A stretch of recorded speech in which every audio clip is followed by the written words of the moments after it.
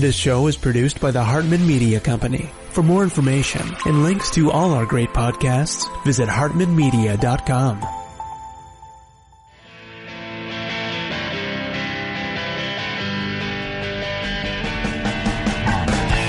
Welcome to the Young Wealth Show, where you'll truly learn how to make, spend, and invest money for an awesome life.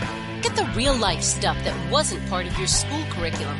Young Wealth gives you innovative new ways of dealing with your finances, as well as the skills and tools you're going to need to survive and be successful out on your own. Let the Young Wealth Show be your GPS to take you from clueless to clued in. Here's your host, Jason Hartman, with Young Wealth. Welcome, everybody. It's great to see you all again. And we've got Adam here with us today to talk about the foreclosure wave. Do you think the foreclosure wave is coming? Is the crash coming? Is the world ending? I got to tell you, and by the way, please comment and say where you're located. We always love to know where people are watching from.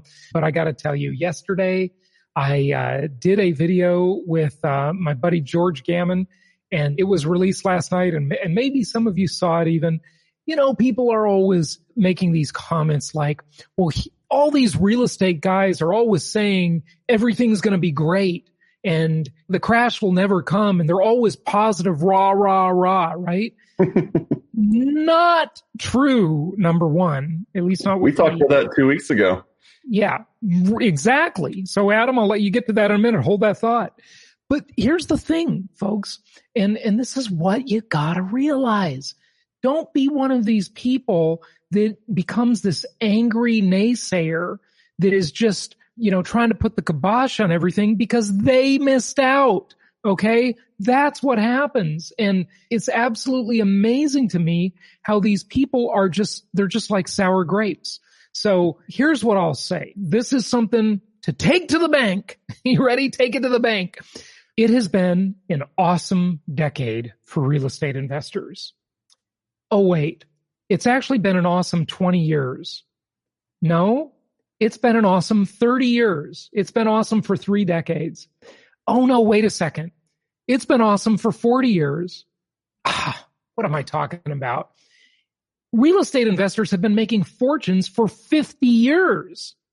And the naysayers keep waiting for the big crash to come, and they keep up with their bitterness that is just because they missed out. They missed the last boom. They missed the boom before that. They missed the boom before that.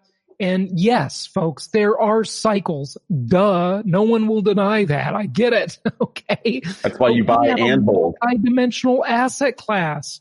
And with a multi-dimensional asset, all you need to do is adjust your strategy when the cycle changes. You're either in a cash flow market with increasing rents, or you're in a capital appreciation market with increasing prices, and if it's always one of those two. And if it's not for even a short time, then you're getting great tax benefits and you're getting inflation-induced debt destruction. So let us know your thoughts in the comment below, but for certain, let us know where you're watching from or where you're listening from.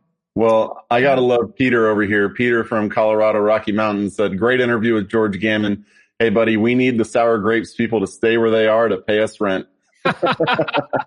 That is a good point. You make a very good point. Peter, you nailed it. Yes. If we didn't have those sour grapes people, we wouldn't have any tenants. Adam, what do you got for us today? I'm excited about your talk today, and it's mostly going to be a presentation. So this is going to be more monologue-y than usual, but I'm looking forward to it. These visuals you've got for us look fantastic. So we talked about, and we've talked in the past about people right now are very worried about the big potential foreclosure wave. And it is something that a lot of people are worried about. It's a pretty valid concern because we don't really know what's going to happen in the next 1 to 2 years, 6 months, whatever you're looking at. So I thought, I would just delve into what's happening now, what the timeline would be for a potential foreclosure wave, and then also looked into some issues with forbearance and appreciation in the markets that we're in right now. Mm-hmm. Good stuff. So foreclosure wave, it will happen at some point. There's just really no question about that. But the question is, can you time the market? And it's easy to liken this to the stock market. It really is. Because all of the people that try to time the stock market, I mean, the statistics have just proven over and over again, those people lose. It does not work. And, if you think about it, just compare buying an S&P index fund to all of these highfalutin, overpaid fund managers, the people that are the geniuses. I want to remind everyone of a company from about 20 years ago or maybe a little more, long-term capital management. Okay. If you don't know about long-term capital management, folks, I want you to type those words in and go and look at some of the videos, look at some of the articles about long-term capital management, LCTM. They thought they had figured it out, and for a while they were right until they were wrong. And when they're wrong, whoo. Yeah, good stuff. Well, Adam, it's all yours. Take it away. Yeah. So the first thing I wanted to go do is go back to pre-COVID. I don't know if people remember this, but we were doing pretty well pre-COVID. If you look at late 2019, early 2018, or early 2020, we had foreclosure starts decreasing 11% year over year. Now, this is data from the Adam Data Solutions. They've been on the show before. They've presented at some of our events. And lenders were starting the foreclosure process on 81,000 U.S. properties in the first quarter of 2021, up 1% from the previous quarter, but down 11% from a year ago, the 19th consecutive quarter with a year-over-year decrease in foreclosure starts. So almost 5 years in a row, we're seeing foreclosures drop. So the economy and the real estate market was good. And if you remember, back in the beginning of the year, even before COVID hit, what didn't we have, Jason? We, as a network, didn't have a ton of inventory because inventory's been tight for a long time. COVID's made it a little worse. Adam, inventory has been our complaint for a good 7 years. Yes. Okay. Certainly from 2013 onward, we have been whining, crying, complaining. Here, what's the right sound effect for that? I don't know what it's going to be, but here we go. Hey, that was perfect. The dog likes that one too.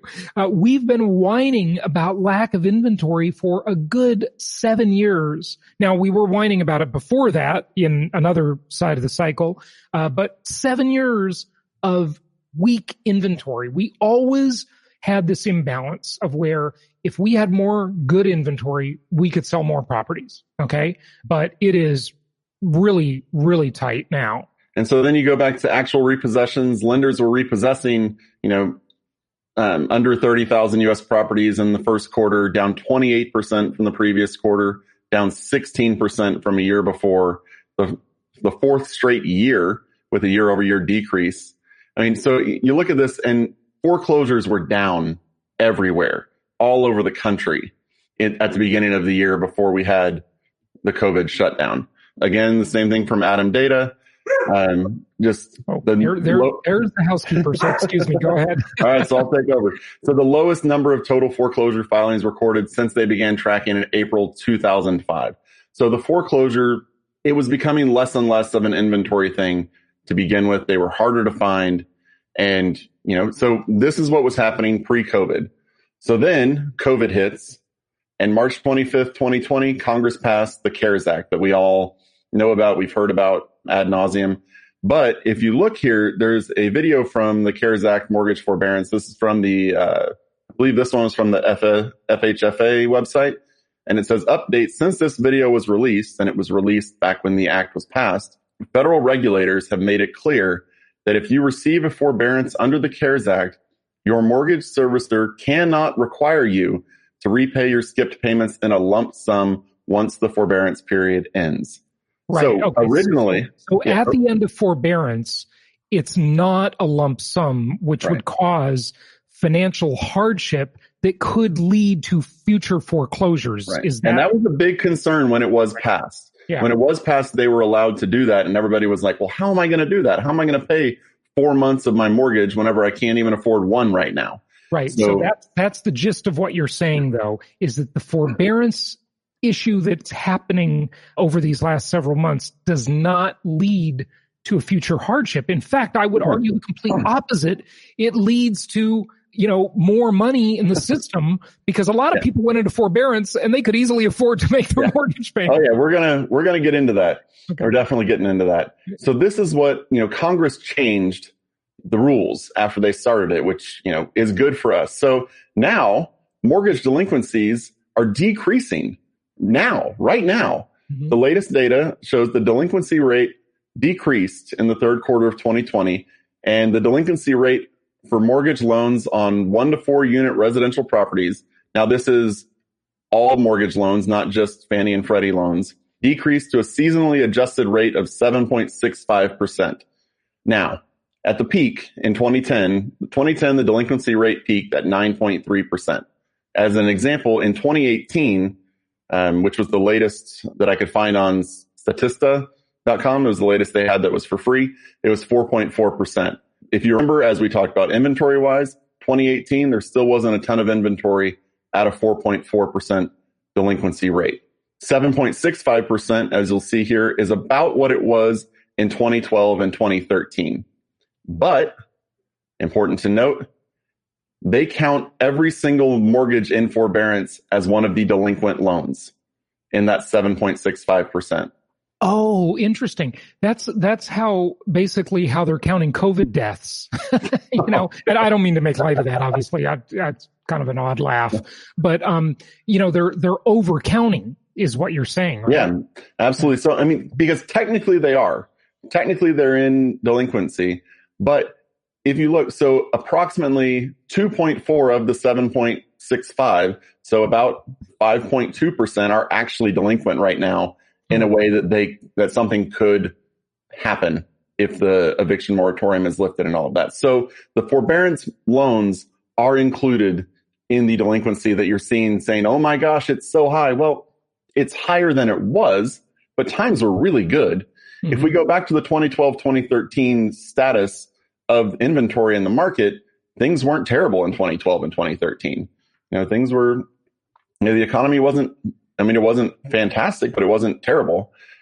So now let's look at the timeline of the glut that is to come. The CARES Act was passed in March 25th, 2020. It allows for a potential of 12 months of forbearance. So if we say every single mortgage that's in forbearance now happened on April 1st of 2020, and 1 year later, they all come out of forbearance and they're all terrible. So 1 year, so in April 1st, 2021, all 3.4 million loans that are currently in forbearance go and, they hit the market and the foreclosure process starts on all of them. The U.S. average foreclosure period, the whole from start to finish, it's 841 days. Adam, that actually amazes me.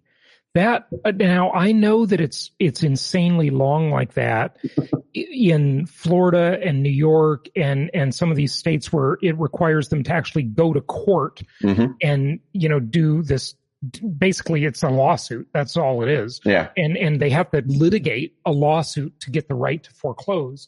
But it surprises me that nationwide, the average is that high. What would be interesting to know about that is when the clock starts ticking, does it start ticking at what's called the NOD or the notice of default, or does it start at the first missed payment? I wonder how they're doing those stats. I'm not 100% sure. I didn't delve that much into it, but I'm just running with 841 days from from April 1st. That timeline is July 23rd, 2023.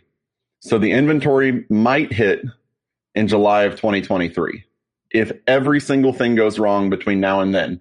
Now let's talk about what you're banking on in that situation. You are banking on all of the mortgages going bad, every single one that's currently in forbearance. Right, yeah. You're banking on the economy not turning around and these people not being able to come out of the foreclosure process and, pay their way out as times get better. And then you're still talking about going to inventory levels of 2012 and 2013, which as we discussed before, weren't great. Yes, there will be more, but it's just the level that we can get up to isn't that high. And people need to remember right now, today is December 2nd. The last stimulus happened, 7 months ago? No, yeah, 8 months ago now. And there's another one coming, but right now there's 3.4 million in forbearance. Last I've seen, there hasn't been a stimulus in 8 months. The extended unemployment ended at the end of July. So it's been 4 months for people to not have the extended unemployment. It's been 8 months since their $1,200 check. I kind of feel if there's not a massive shutdown again across the United States, which who knows if there will be or not, but unless there's another massive shutdown, this is probably as bad as it's going to get because, jobs are coming back. Our unemployment rate is around 7%, I think I saw last, which isn't great compared to where it was at the beginning of 2020. But a 7% unemployment rate historically isn't tragic. It's terrible for the 7% of people who don't have jobs. Yeah.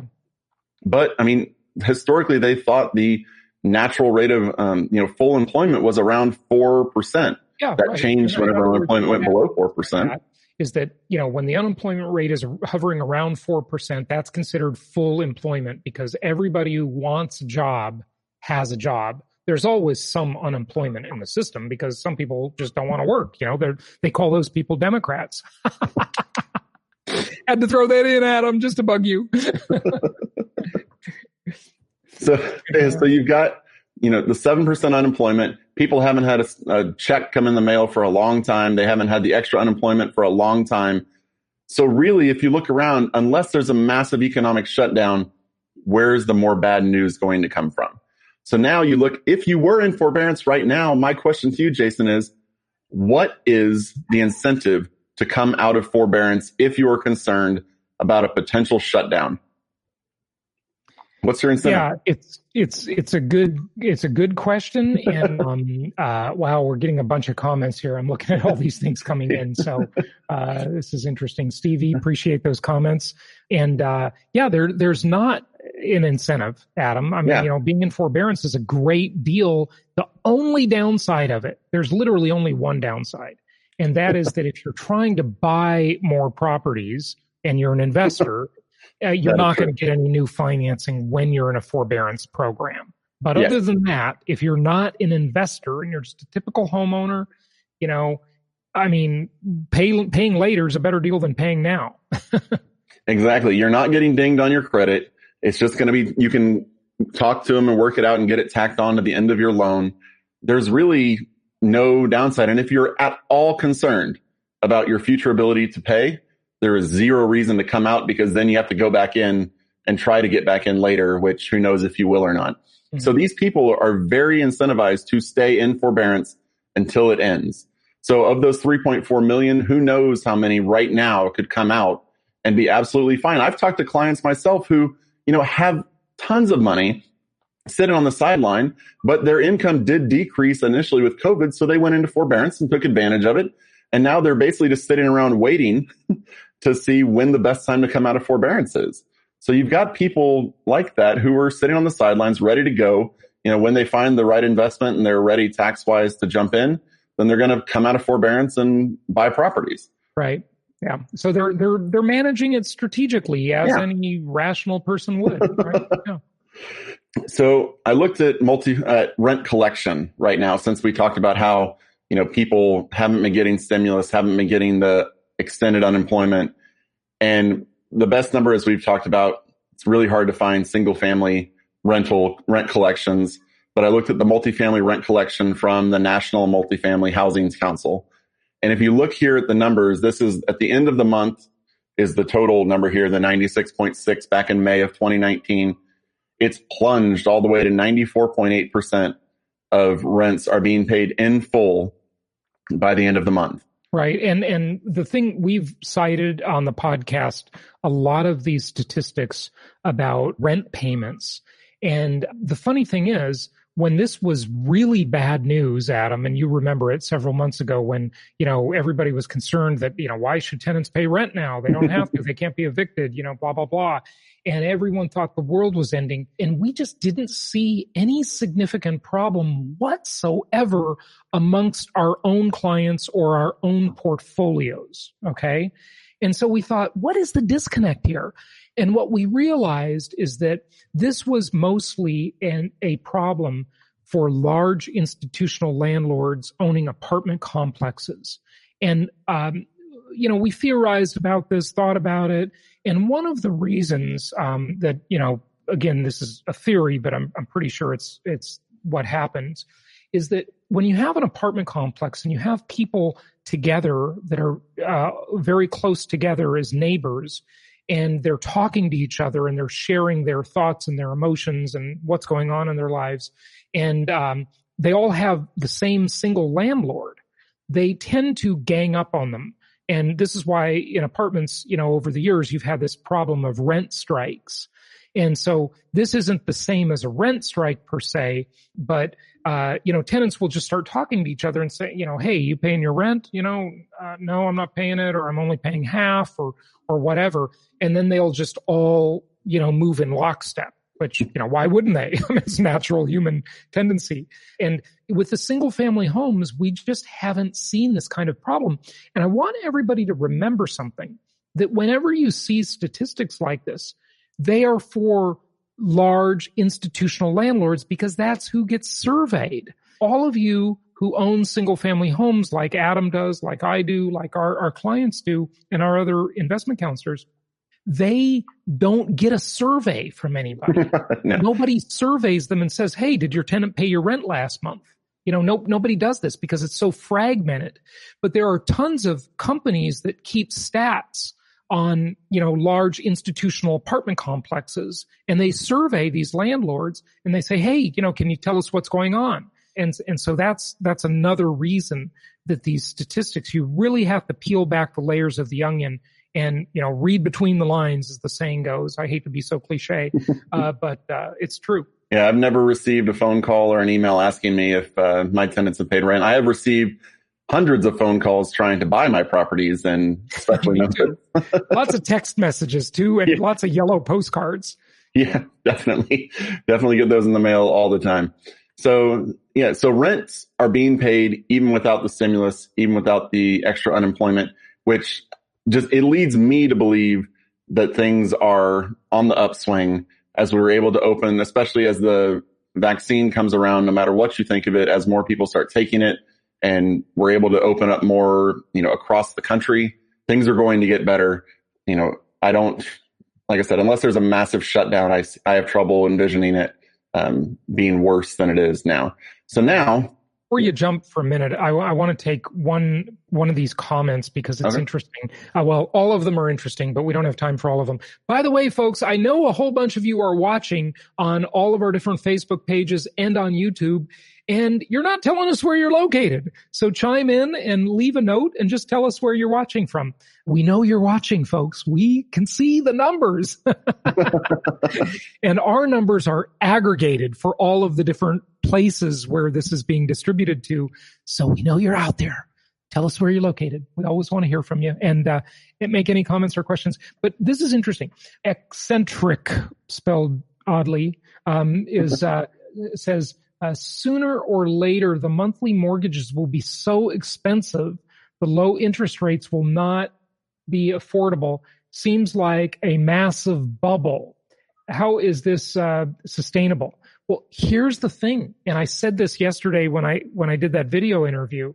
I think what's going to happen, Adam, and maybe you haven't heard me talk about this before, but I think it's like a rent-controlled apartment in New York City or San Francisco. And this is going to be an interesting dynamic that's going to play out, say, 5 years from now, for example. Okay? Rates are artificially low. When rates normalize, okay, they're people are getting paid to borrow money right now. Okay? We have negative interest rates on mortgages. They're so cheap. It's totally artificial. It's a game of smoke and mirrors. And we should all take advantage of it. And you should all take advantage of it. Adam is absolutely right. Absolutely right. But here's what happens. as soon as rates start to normalize and go up as they need to, and they should, then all the people sitting there with these 3-decade-long, ultra-low, negative interest rate, fixed-rate mortgages, they're just going to sit on them because they're such a good deal. They're not going to give them up. It's like that rent-controlled apartment in New York or San Francisco, which I hate rent control, but, it distorts markets. And these low mortgage rates that are 3 decades long will also distort the market. And here's what will happen. And this is my prediction, okay? These people will sit on these great mortgages. They will not be incentivized to move because they can't get such a good mortgage later. The home improvement business will boom because people will be doing remodels and additions and staying in their home. And if they've got investment properties, they're just going to keep them. Okay? So what this will lead to is more constraint on supply. Okay? So, without those people moving, with those people being incentivized to sit on these fantastic 30-year mortgages that they've got, maybe they got 28 or 25 years left or 20 years left, they're not going to do anything. They're just going to sit there, and that's going to cause a bigger supply shortage, which means what? It means upward pressure on rents, upward pressure on prices. And even in that, that will happen. But even if the interest rates goes up, realistically, what we're going to see is a stall. We're probably not going to see a bubble burst and start plummeting down. We might see a stall, but we don't invest for the appreciation. Appreciation is fantastic. And if we see a stall, then rents will come up and normalize with the prices. And then we'll just sit there and collect the hundreds of dollars a month of cash flow that we're getting. Yeah. So it's a win-win in that situation. And then I think Jason, in the episode you had just a day or two ago, you were talking about how we're, running a deficit of a couple 100,000 homes a year, in terms of construction or new home starts. And it's been that way for 10 years. So, the demand is there. And if the properties if you're not being incentivized to churn the properties, then you're going to run into issues with supply. And that's going to at least worst case scenario, stall out. Yeah, no question about it. You have another slide that I want to hear you talk about. You showed it for a second. Yeah. So then I went and I said, if we're waiting until 2023 for inventory, what are we, and we discussed this a little bit the last time, what is going on in the markets we're in now? And, how will that impact your investing in the future?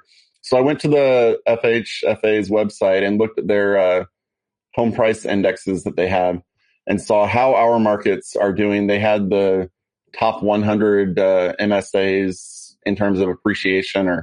I found from the last year, and these are some of our markets and how they're doing appreciation wise over the past quarter and the last year. So I want you to know this 9% in Atlanta is the worst number I'm going to show you today. So the Atlanta market, where we have some properties, not a ton anymore, but some, is up 9% over the last year and 3.3% over last quarter. The U.S. as a whole appreciated 7.8% over the last year and 3.1% over the last quarter. So these are markets that, we obviously, as I just said, we don't invest for the appreciation. But if you were to get in today, the likelihood is you're going to see something similar to this for at least the next 6-12 months, because the Fed's flat out come out and said, hey, we're not going to touch rates. And if rates stay this low and the inventory stays this low, there's only one way prices can go right now. And that's in the upward direction. Yeah. And so Cape Coral, Fort Myers, where we also have properties, 9.5% appreciation in the last year, 4.2% in the last quarter. Where else? Jacksonville, Florida, 9.7% over the last year, 2.7% over the last quarter. So, Birmingham, Adam, when you look at appreciation stats, it's really important to just point out to people the incredible power of leverage. If you want to buy a mutual fund, or you want to buy stocks or bonds or cryptocurrency, you've got to put 100% down. Yeah, they don't do loans for that. There's no leverage, okay? With real estate, let's just do the simple you can't do this on an investment property, but let's just say it's 10% down for simplicity's sake. Okay. Cut it in half for an investment property where you're putting 20% down. And by the way, you can put 15% down sometimes on investment property. So, but let's just go with 10 for simplicity, just for concept. 10.2% turns into 102% gross return on investment. 9.7% turns into 97% annual gross return on investment. Understand that is simplified. It doesn't include tax benefits or positive cash flow that makes these numbers better. Okay. But what makes it worse is if you just wanted to take 1 year and you said, okay, I'm going to make that appreciation, sell it a year later, well, you're going to have closing costs and that's going to eat up your return. So I just want to say on balance, understand that. But again, the best thing to do is be a long-term buy and hold investor. So go ahead. Yeah. So then we also have Birmingham, which has got the 10.2% over the last year, 4.4% over the last quarter. That's number 19. And we're not even done. We're continuing to go up. Memphis has a 10.4% over last year and 6.4% over the last quarter.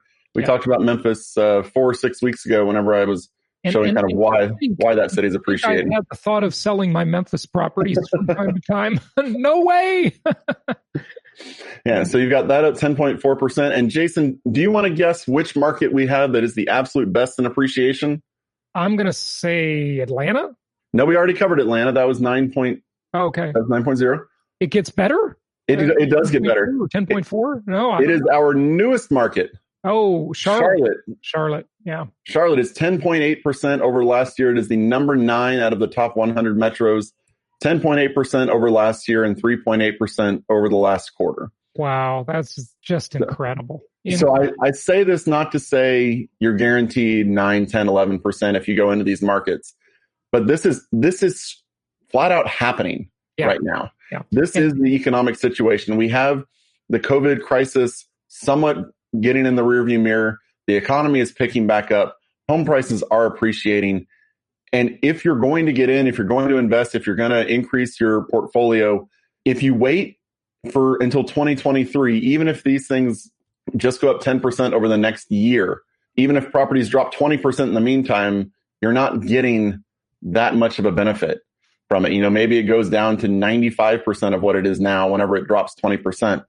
But you're missing out on a ton of possibility in the next 2 years with all of the benefits that are available. You really are. And I just wanted to address a couple things I've been putting on the screen. Number one, we're talking about Charlotte. You can check out our Charlotte investing webinar where we do teach a little bit in there, and then we go into specific properties and brand new construction in Charlotte, North Carolina. I love this market. I've made good money there myself as an investor. And also, we've helped hundreds of clients over the years invest in that market. So that's jasonhartman.com/Charlotte. And then also our advanced asset protection and estate planning webinar. I've been showing that on the screen. That's jasonhartman.com/protect. So you can check those out and get a lot more information with any of those. It's amazing, Adam. It really is. And I think it deserves a sound effect. Cha-ching. Yep, definitely. So that's what I got for you today. Oh, okay. That's it. So that's my lecture. You want to grab a couple questions and comments? Yeah, sure. There's a couple here. Like, what do you think of Cache County, Utah, or the San Antonio market? I don't know a ton about those markets, honestly. I mean, I know San Antonio. It's an hour and a half south of me.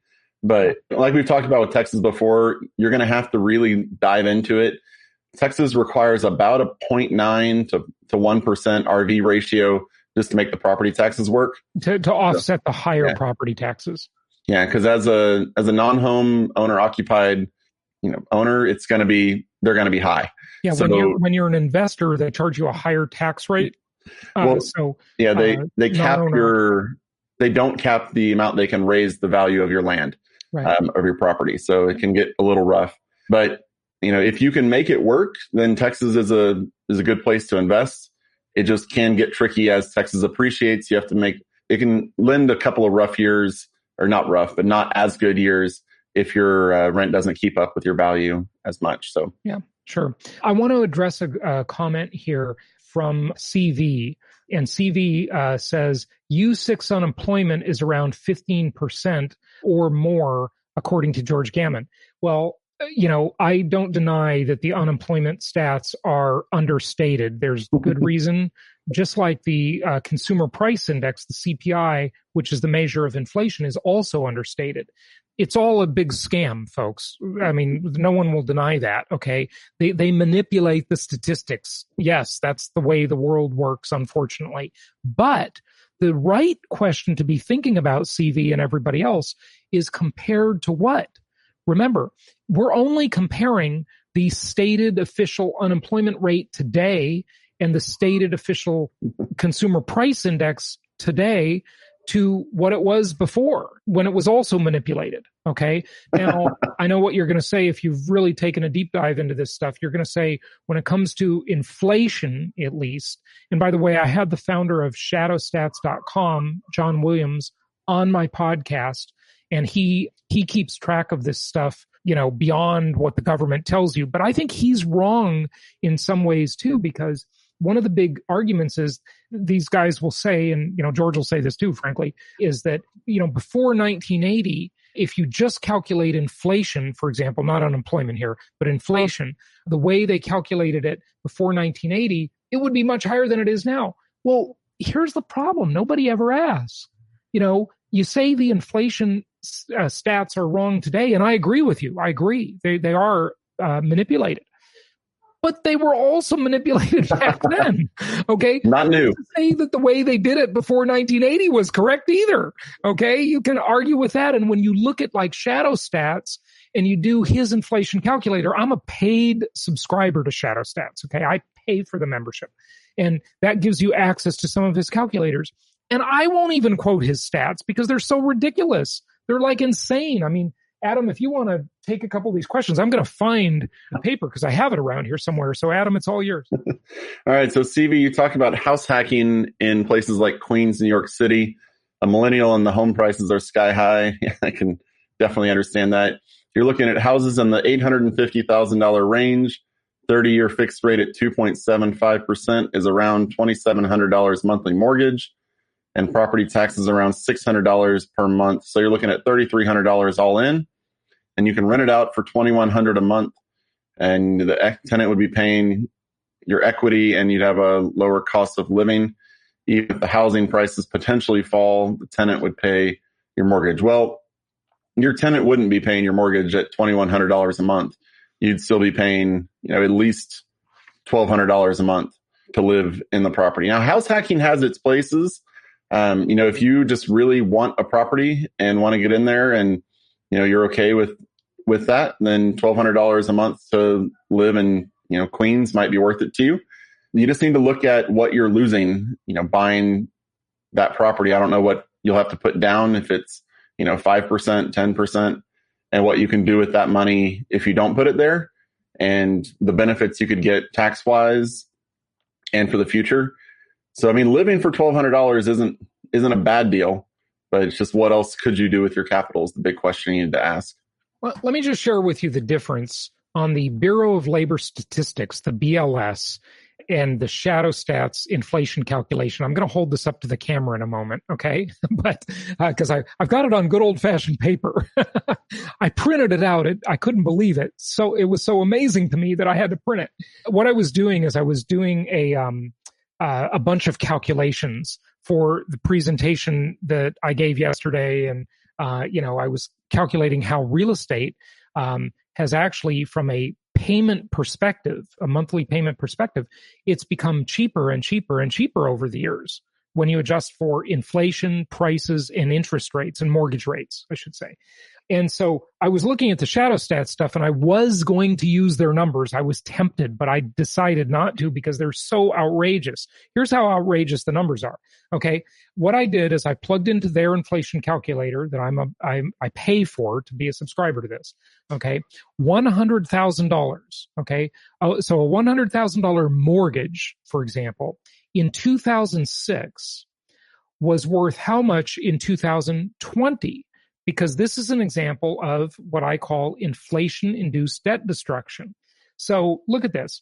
According to the BLS, the inflation has affected that mortgage by $27,000 and change. According to Shadow Stats, you ready? Here you go, Adam. Look at this. Now, when I hold this to the camera, I won't be able to read it, so maybe you can read it. $347,000, I think that says. Oh, sorry. It was 359,000, I believe, is what it became. $349,000. So that's the difference. Now, if you think that's reasonable, I don't think so, as much as I'd love to believe Shadow Stats. And I do believe that it's manipulated. It's just not manipulated that much. So, Eccentric, you say there is talk of a dark winter and the Great Reset. In order to usher in this global reset agenda, the markets will need to crash. How are you going to protect yourself from this Marxist agenda? I think we've been seeing that it's very difficult to try to force an entire economy to crash. I mean, we shut down the world economy for months, and it's bounced back. So it's going to be pretty tricky. I mean, you're saying the Marxist professor Richard Wolff predicts we will see the worst crash of our lifetime. As we know, we are entering the Marxist era. There may be some truth to his prediction. You do have some people promoting it, but the mainstream, the vast majority, the people who are making our laws, that's not what they're saying. That's not what they're doing. So I think that's fear mongering in a lot of ways, but I don't see that happening. Yeah. So Richard Wolff, when I interviewed him, the Marxist professor Richard Wolff, I just could not win at him. I interview this guy. I obviously don't agree with him. I'm the last person who's a Marxist. Okay. But, his fans, were commenting on that interview saying I was such an idiot, right? And then my fans were saying I was glorifying Marxism. How do you win? I mean, how do you win? I tell you, it's just some days you just can't win, can you? All right. Well, one thing to keep in mind, and Jason, you and I were talking a little bit about it before we even started this, is you have to look at the past history of the United States and see that we find a way. And it's very hard to keep our economy, our people down. Yeah. I mean, you look at, what's happened in the last year and where we are now, it's pretty incredible. I mean, we were a high flying society doing great. We shut everything down. I mean, we stopped the world. We stopped the country. We put people out of work. And 8 months later, we're bouncing back. Yes, there's still some people who are hurting, but by and large, the rebound we've had from that is incredible. It's amazing. And that's with parts of the economy still being shut down. Right. I mean, when these vaccines hit and we're able to, reopen all of the big cities, all of the, industries that are being shut down now, I mean, there's not going to be a ton of pent up demand for people to go do things, but that demand gets unleashed. Unless something drastic happens elsewhere in society, I think we're going to be back to where we were. I don't know if we'll be back to where we were. I've predicted the modified square root, meaning, people will reassess values and we'll move into a bit of a smaller economy. We'll wake up to a smaller economy, but that's not necessarily that bad. And I might be wrong because, Adam, what's really important to remember, and I've got a podcast coming up on this topic, is that after the 1918 Spanish flu that killed between 50 and 100 million people, what did we have? We had the Roaring 20s. And, the concept psychologically, which is really important on that, is that, look, when people are, shut inside, when they can't do what they want, when they're not spending money, as soon as they get a hold of some, they just want to kind of bust out and go and, live life. And they also feel maybe somewhat fatalistic that, hey, life is short. We just had a tragic thing we went through and, I survived it, right? Maybe I should live it up a little. And so there is some of that, and people spend following that mentality. So, after the 1918 Spanish flu, we had the Roaring 20s. Okay. Go and, watch some movies and videos about that and see how life was during the Roaring 20s. It was a pendulum. The pendulum is always swinging. And so, we're at one part of that pendulum now. It's uneven, Not the whole economy, but certainly parts of it. Certainly some people, others are doing great. Some are suffering. It's very mixed. I get it.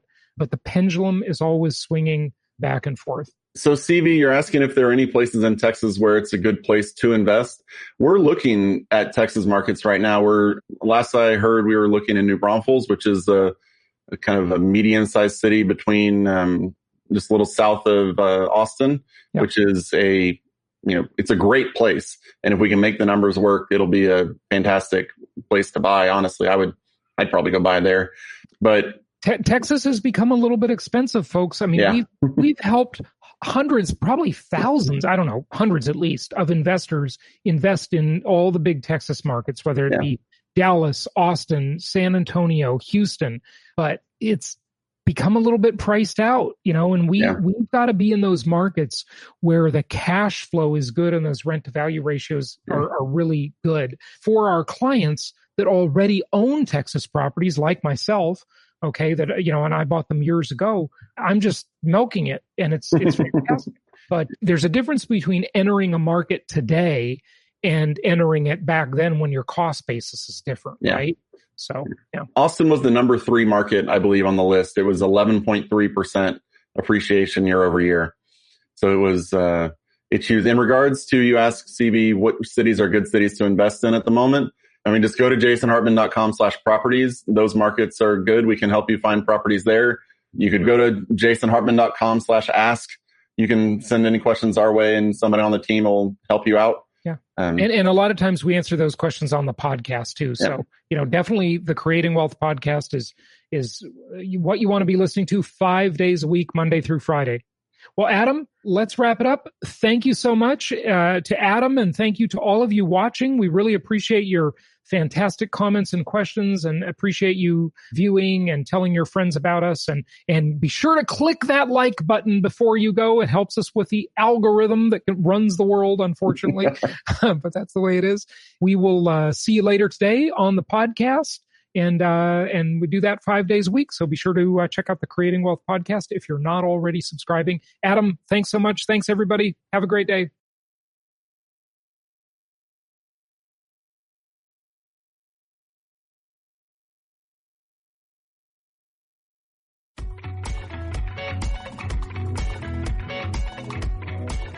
Thank you so much for listening. Please be sure to subscribe so that you don't miss any episodes. Be sure to check out the show's specific website and our general website, hartmanmedia.com, for appropriate disclaimers and terms of service. Remember that guest opinions are their own, and if you require specific legal or tax advice or advice in any other specialized area, please consult an appropriate professional. And we also very much appreciate you reviewing the show. Please go to iTunes or Stitcher Radio or whatever platform you're using and write a review for the show. We would very much appreciate that. And be sure to make it official and subscribe so you do not miss any episodes. We look forward to seeing you on the next episode.